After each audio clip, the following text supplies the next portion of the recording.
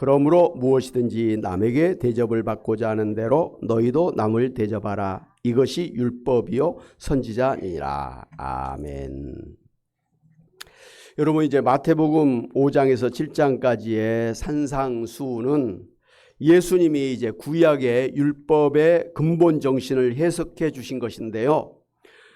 구원받은 하나님의 나라 백성들이 이 땅에서 마땅히 알고 지켜야 될 천국 백성의 윤리 기준을 제시해 주신 것입니다. 이 산상수훈의 말씀을 요약한다면 마태복음 22장 37절 40절 말씀처럼 하나님을 사랑하고 이웃을 내 몸같이 사랑하라. 이것이 온 율법과 선지자의 강령이니라고 하는 말씀으로 요약할 수 있을 것입니다. 이처럼 하나님을 사랑하고 이웃을 사랑하는 것은 구약과 신약 성경의 모든 신앙과 윤리의 대원칙이요 프린시플이다라는 것입니다. 특별히 오늘 예수님께서는 이웃을 내 몸처럼 사랑하는 구체적인 방법으로 무엇이든지 남에게 대접을 받고자 하는 대로 너희도 남을 대접해야 된다고 그렇게 말씀해 주셨습니다. 이 말씀은 성경의 가르침 중에서 가장 중요한 윤리 도덕의 대강령이라고 하는 뜻으로 황금률, 골든 룰이라고 말을 하기도 합니다. 먼저 내가 싫은 것은 남에게 하지 말아야 된다는 말씀입니다. 유대인 랍비의 힐렐이라고 하는 사람은 내가 하기 싫어하는 그 일은 남에게도 하지 말라. 이것이 토라의 전부이다. 그 외의 나머지는 모두 이 토라에 대한 해석이다 하고 하면서 내가 싫은 것은 남에게 요구하지도 말하지도 말라라는 것입니다. 그런가 하면 스토아 철학자들도 당신 자신에게 일어나지 않았으면 하는 일은 남에게도 하지 말라고 했습니다. 유대인으로서 헬라 철학자인 필로라고 하는 사람도 내가 원치 않는 것을 그에게 행치 말라고 했습니다. 그런가 하면 중국의 춘추 전국 시대에 유학자 자공이라는 사람이 공자에게 제가 평생 동안 실천할 수 있는 한마디의 말이 무엇입니까? 라고 질문했습니다. 이에 대해서 공자께서는 기소불욕 무시어인이라고 대답을 해 주었습니다. 그러니까 내가 하고자 아니하는 바를 다른 사람에게도 베풀지 말라고 한 것입니다.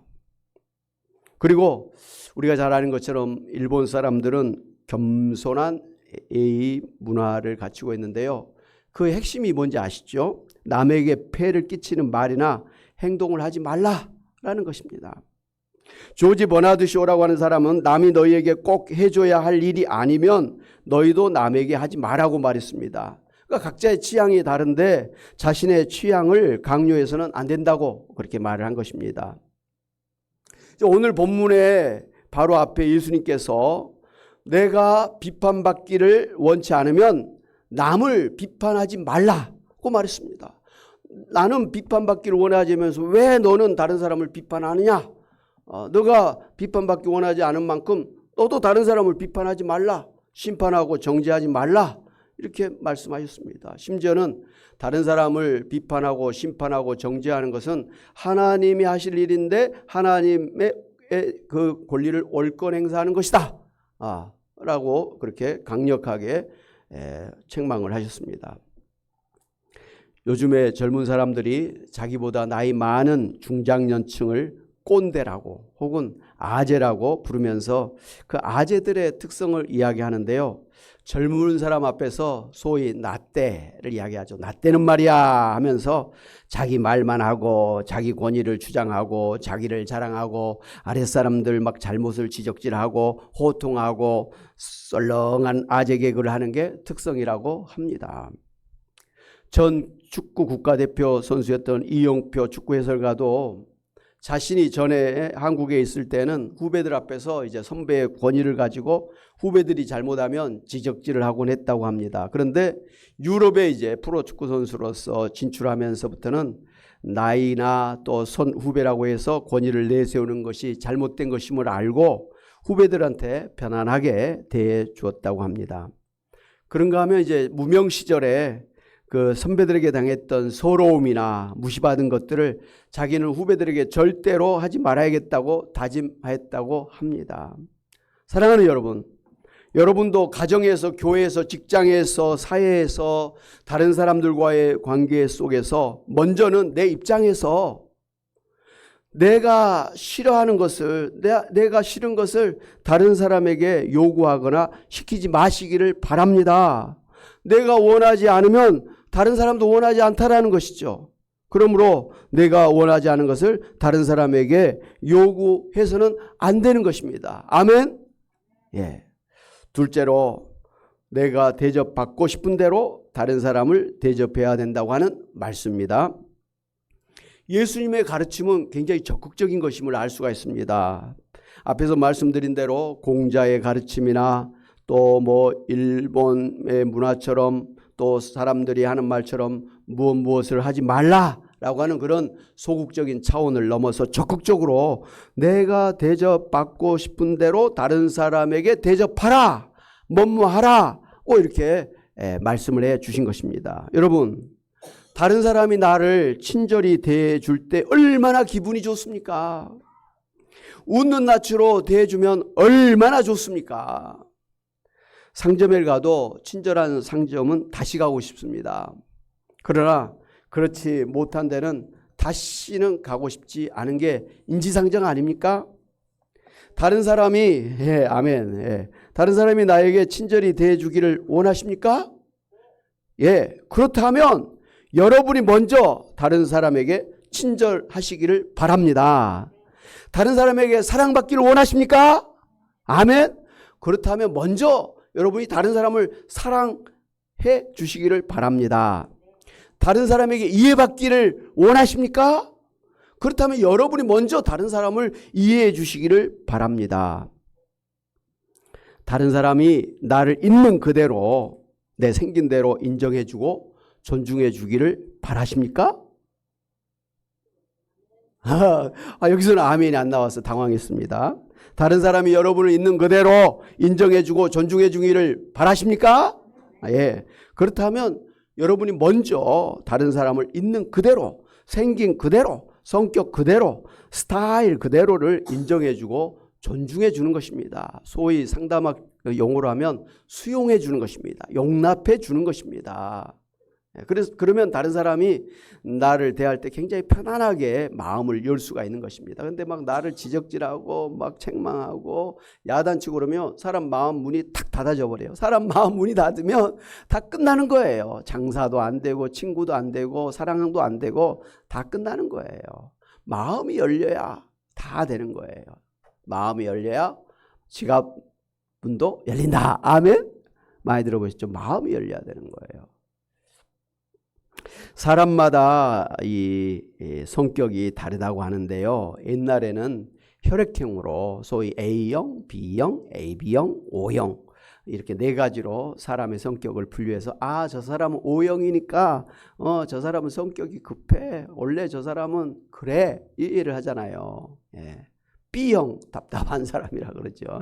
예. B형이니까 그래. 그리고 이해하고 저렇게 상대하면 되는 것입니다. 그렇죠? 예. 성질이 급한 O형인 사람에게 너는 왜 그리 성질이 급하냐고 야단치면 안 되는 거예요. 급한 사람 있는 반면에 느려 터지는 그런 성격도 있는 거예요. 그냥 저 사람은 피 때문에 피가 빨리 막 돌아가니까 저 사람 성격이 급하고 저 사람 피가 천천히 가니까 성격이 느슨하구나 생각해야지. 성격이 느슨한 사람한테 자기처럼 막 빨리빨리 하라 그러면 그 사람 못 삽니다. 제명에 못 살아요. 아시죠? 예. 그런데 요즘에는 이 혈액형보다는 MBTI라 그래가지고 그 사람의 이제 그 성향을 16가지로 분류를 해서 좀 더 구체적으로 이렇게 다양한 성격을 분류하고 있습니다. 옛날에는 4가지만 생각하면 저 사람 O형이니까 저 사람 A형이니까 이렇게 하면 이렇게 쉽게 됐는데 그것 갖고는 사람을 다 분류하기 어렵잖아요. 그래서 조금 더 자세하게 분류한 게 MBTI 16가지예요. 그러니까 사람이 16가지의 성질이 있다라는 거예요. 그래서 저 사람은 내향적인 스타일이구나. 저 사람은 굉장히 감성적인 사람이구나. 저 사람은 굉장히 이렇게 어떤 행동을 하는 그런 사람이구나. 사교적이구나. 뭐 이런 것을 우리가 생각을 하면서 그 사람은 성격이 그렇구나라고 이해하면 훨씬 그 사람을 상대하기가 편하다라는 거예요.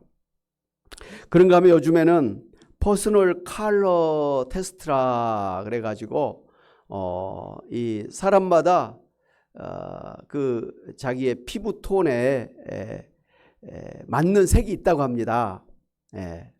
얼마 전에 우리 방송실에 있는 저 젊은 자매가 퍼스널 컬러를 갔다 오는데 그 다음부터 이 색깔이 달라지는 거예요. 소위 더 예뻐지더라는 거예요. 그러니까 자기한테 맞는 색이 있다라는 거예요.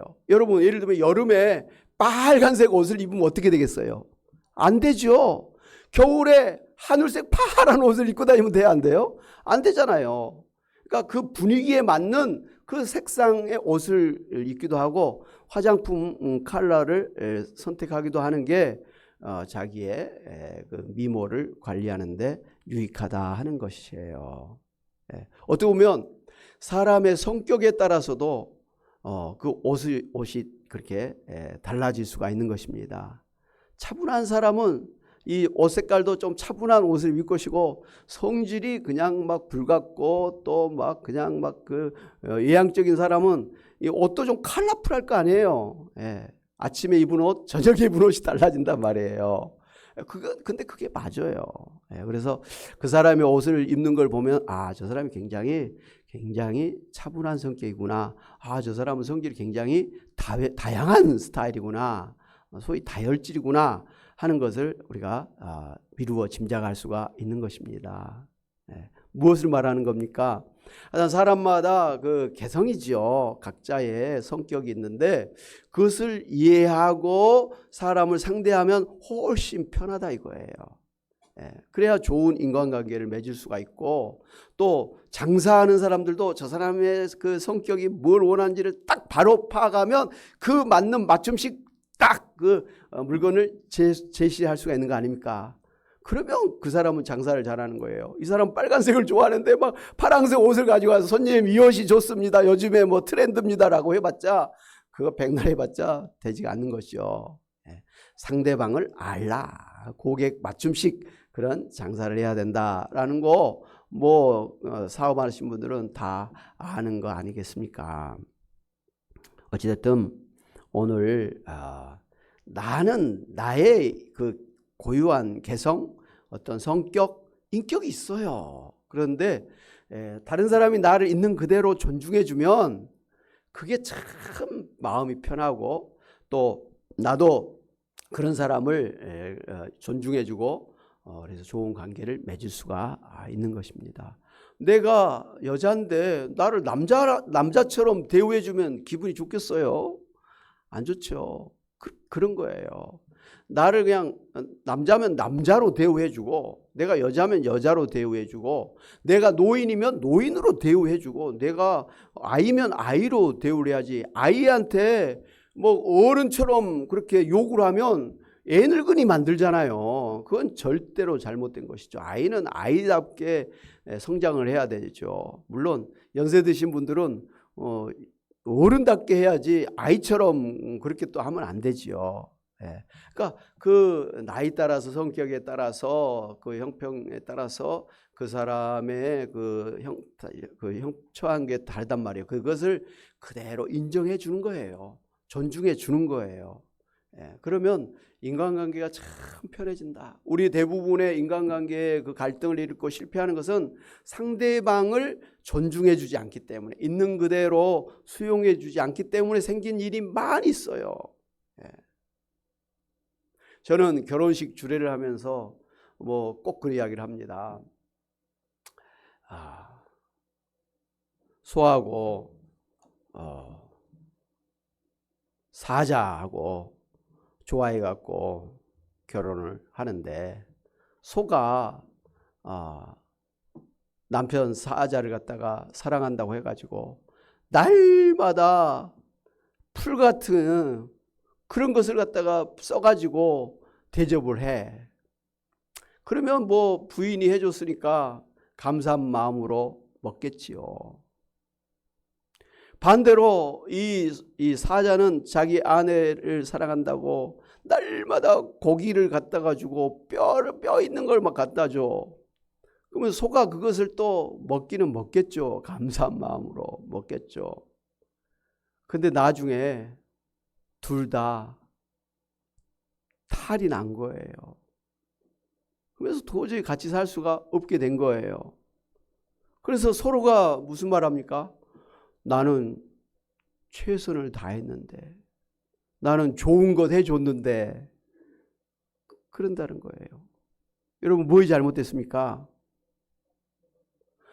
사자는 고기를 먹어야 되니까 고기를 대접해야 되고, 소는 이 풀 같은 거 이런 걸 먹은 거니까 풀을 잘 써서 죽을 써서 그렇게 줘야죠. 그게 최선이고 그게 사랑 아닙니까? 사랑한다고 소에게 막 고기를 갖다 주고 뼈를 갖다 주면 이건 죽으라는 거랑 마찬가지예요. 잘못된 것이죠. 그런 면에서 오늘 예수님은 내가 싫은 것은 다른 사람에게도 요구하지도 말고 다른 사람이 나에게 해주기를 바라는 대로 나도 다른 사람에게 맞춰서 그렇게 해줘야 된다라는 것이에요. 여러분, 이게 그 부부 사이, 친구 사이, 형제자매 사이 또 뭐 사회생활 하면서 성공적인 인간관계를 맺을 수 있는 비결이에요. 그것만 알고 여러분이 사회생활에도 성공할 수가 있다 이거예요. 오죽하면 예수님의 이 말씀을 황금 룰이라고, 골든 룰이라고 해서 이 말씀대로 세상에 나가 살면 성공한다고 그렇게 말을 했겠습니까? 사랑하는 여러분, 참 재미있는 사실은 사람이 무엇으로 심든지 그대로 거둡니다. 가는 말이 고와야 오는 말이 곱다는 격언과 같이 내가 다른 사람에게 친절하게 대하면 다른 사람도 나에게 친절하게 대해줍니다. 내가 다른 사람에게 웃어주면 다른 사람도 나에게 웃어줍니다. 이게 부메랑의 법칙이요 진리라는 것입니다. 사랑하는 여러분, 예수를 믿고 구원받은 성도 여러분은 이미 하나님 나라의 백성이 되었습니다. 그러므로 천국 백성으로서의 합당한 삶을 살아야 되는데 하나님을 사랑하고 이웃을 내 몸처럼 사랑하는 마음으로 살아야 될 것입니다. 그렇게 사랑하며 살기 위해서는 예수님께서 오늘 우리에게 주신 이 황금률을 따라서 여러분이 다른 사람에게 대접받고자 하는 대로 여러분이 먼저 다른 사람을 그렇게 대접하면서 사시기를 바랍니다. 그러면 훨씬 좋은 인간관계를 누리게 될 것입니다. 하나님의 영광을 누리게 될 것입니다. 하나님의 축복을 받게 될 것입니다.